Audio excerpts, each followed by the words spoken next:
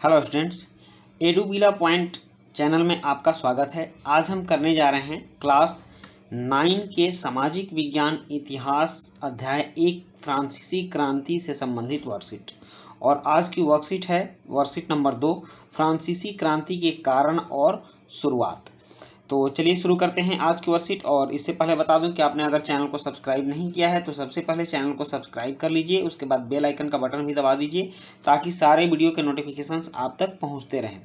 तो बच्चों, इस चैनल पर आपकी सारी वर्कशीट टाइम से आने वाली है, इसलिए आप हमारे साथ बने रहिए।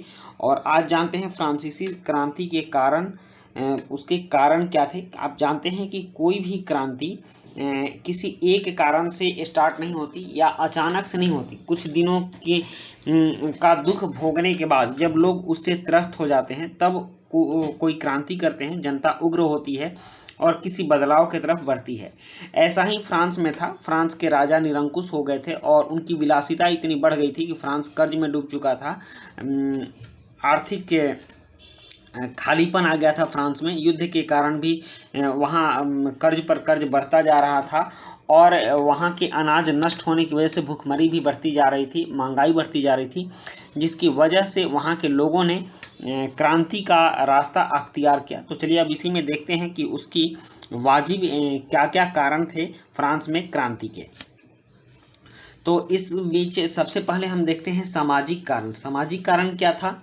सामाजिक भेदभाव। हमने पिछले वर्कशीट में पढ़ा था कि फ्रांस 3 स्टेट में बटा था। प्रथम स्टेट, द्वितीय स्टेट और तृतीय स्टेट। प्रथम और द्वितीय स्टेट के लोगों को कुछ बहुत ज़्यादा सुविधाएं मिली थी, जबकि तृतीय स्टेट के लोगों को सारा टैक्स देना पड़ता था और उनको सुविधाएं भी नहीं मिली थी। तो इस तरह से सामाजिक भेदभाव था फ्रांस में, जिसके विरोध में तृतीय स्टेट के लोग काफ़ी उग्र रूप से खड़े हुए। उसके बाद जन्म आधारित विशेषाधिकार। आपने पिछले वर्कशीट में जाना था कि किस तरह से स्टेट 1 और स्टेट 2 के लोगों को जन्म आधार